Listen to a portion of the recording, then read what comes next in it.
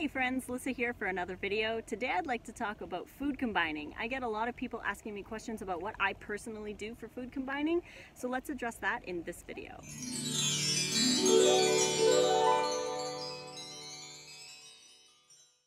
So if you don't know too much about food combining, you can Google food combining charts and get a plethora of different charts explaining which foods you should and shouldn't eat together and all of that stuff.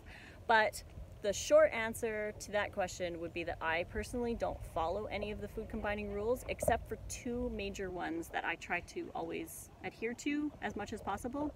One would be to eat fruit alone, and the other one would be to eat my fats with my greens. So the reason why I do fruit alone is because we don't need any fats to help absorb things from our fruit, but we do need fats with our greens to help absorb things like vitamin A, vitamin K, any fat-soluble things with our greens. So keeping fat with the greens and the salads and stuff is where I keep my fats, and I don't do fats with my fruit. I don't like to eat fat with fruit because it causes all these crazy insulin issues. I gain weight quite easily, sugar crashes and all of that. I feel tired, so I don't do fat with fruit. Now the thing is that for me personally, because I come from like food addictions and all of that kind of stuff, I don't want to restrict myself so much by following the food combining charts unless I have to. So some people have to follow the food combining charts because they'll eat something, you know, two foods together that kind of upset their stomach, so that becomes a rule for them.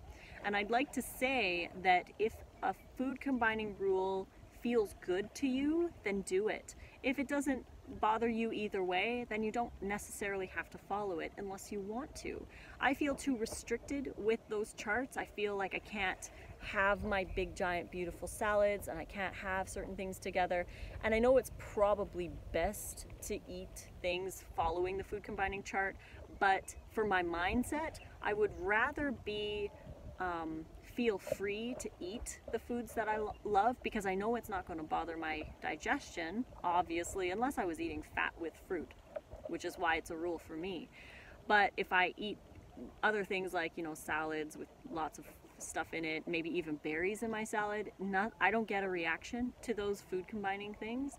It's only when I do fat with fruit, pretty much for the most part. That's the only time I really feel any digestive craziness. I can do watermelon and pineapple just fine, but I know there's a lot of people who can't.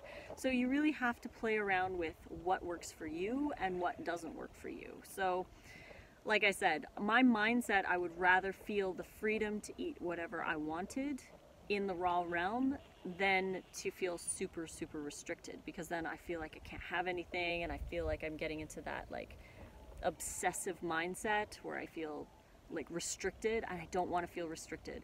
I've told myself that I can eat anything I want, but I always choose raw. I always choose raw at every meal. And just because I can have that other stuff doesn't mean that I should or that I want to. So for the most part, I don't want to. Being here at the resort, it's been really interesting because there's a lot of food all around. I was telling Nate earlier today that food seems like it's just like extras in a movie. Like they're just there, you know, they're not really playing a major role in the movie, but you know, you're laser focused on trying to find the fruit and the greens and the salads and make your beautiful plate and all of that, that the other foods just kind of melt away into the background. They're like background noise in a way. So that's really interesting. I don't feel like, I mean, here we really haven't been following too much of the food combining rules because we will have fruit before lunch. We'll have a plate of like melons or pineapple, some papaya has been really good here. The soursop is amazing. I love the soursop here.